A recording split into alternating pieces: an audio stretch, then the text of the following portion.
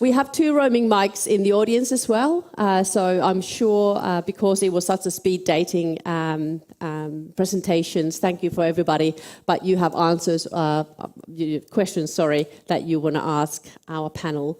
But to get us going, what surprises do you get when you open the Pandora's box of innovation? So when you start talking to companies, what kind of surprises often come up? Do you want to start, Andreas? Because there was quite great examples about this, how you think about innovation in a very different way.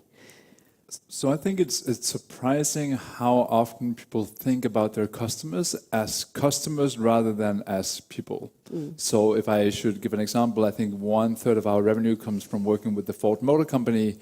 And I think people within Ford know that people are not first and foremost car owners, that they're brothers, sisters, wives, fathers before they're car owners, but still they segment them. They treat them as their primary goal in life is to drive a car. And, the learnings that they get if they step back and say, well, the car is really only useful as a means to being a good dad. So I want to have a car that allows me to have a conversation with my son because that's what's important when I go driving. And it's so simple, but yet it really fundamentally changes the way that companies approach dealing with their customers. And I think executives know it, but they don't really know what to do about it. And I think once you open up that conversation, it's really powerful. It's easier. So really treat them as humans. Exactly. Yeah. That sounds very simple. Sounds very easy. David, you spoke about the coming up with ideas, and a wise woman once told me that love the problem, not the solution.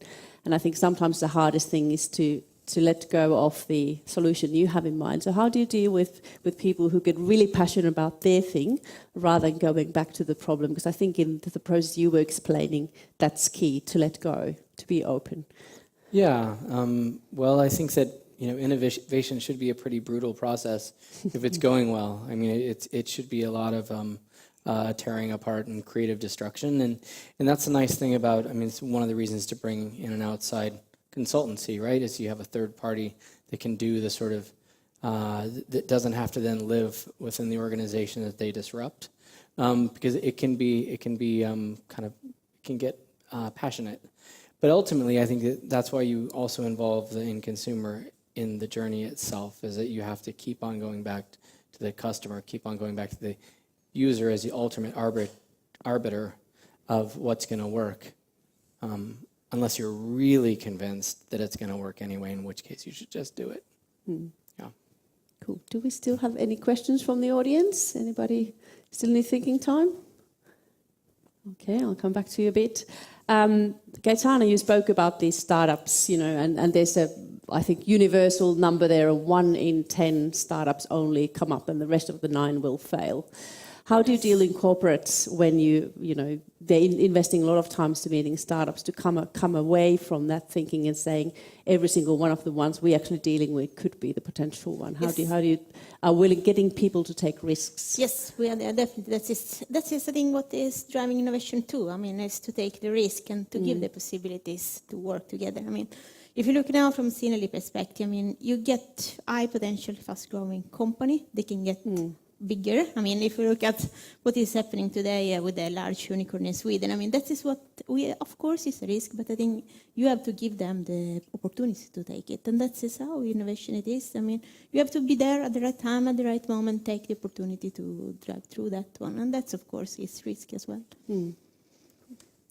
And Sofie, you spoke about trends and things. And this is a question for everybody, if we wind our mind up to 10 years from now, what do you think is the biggest trend? You'll think back in 10 years' time and think, oh, gee, well, wish I've invested in that one. I wish I'd do something with that one. Where do you kind of, your gut feeling, going back to the gut feeling point, tells you that would be the big ones now to think about? I mean, it depends on what context we're talking about. There's the obvious one that everyone is talking about in AI and digitalization and globalization. But two that I think is very interesting in combination, it's not necessarily about what to invest in, it's more about what's happening in the world, is that the democratization of knowledge that is speeding up this pace of changes, that I can sit in Somalia and I can take a master at MIT online.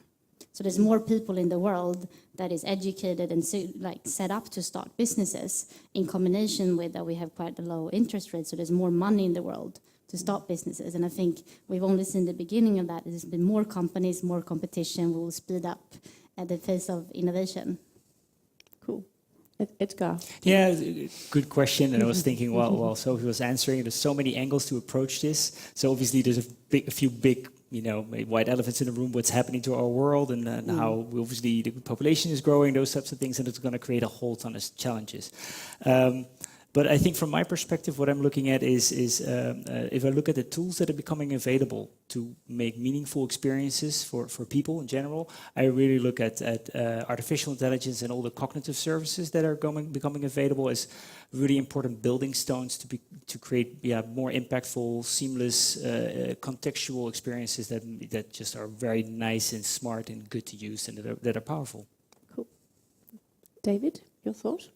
Well, I'm excited to see more and more of digital and the kind of projects that I work on coming offline, coming out from behind the screen and being contextualized and living in a particular place in the world for a particular set of users. And so this idea of digital being discrete from physical, I think that boundary is already collapsed, and we're still just beginning to feel the ramifications of that merging. Cool. And Andreas, do you think AI will do all of our innovation in the future? Well, I'm super skeptical about any claim of taking technology first and applying that and saying that is going to... I'd shorten any of those companies that would say, we have a technology, and because the technology is there, this is what's going to happen. I'd be much more curious about companies that would be able to serve changing families, for example. We know that 50% of marriages will end in divorce, and so we know that families will be much more like myself, where we are two people half of the time, then we're 4, and then we're 7. So which car should we buy? Where should we go? And what hotel room should we go to? Companies that would be able to tap into changing social dynamics first, freelance workforces, changing families, globalization, and come up with whatever's on the shelf of technology to solve those problems. I'd invest my money there. Cool. And what about you, Gaetana? I'm thinking about the discussions we had, and I'm really excited about this. What does it mean to take some technology that has been applied in another sector and bring it into the industry? It opens so much possibility that you can never think about, and that's the thing is quite exciting. Even though you never know where this one will lead or how the company will grow. But giving the possibility to take this other kind of technology, apply in another sector, that's the thing. It's definitely a great opportunity. Great.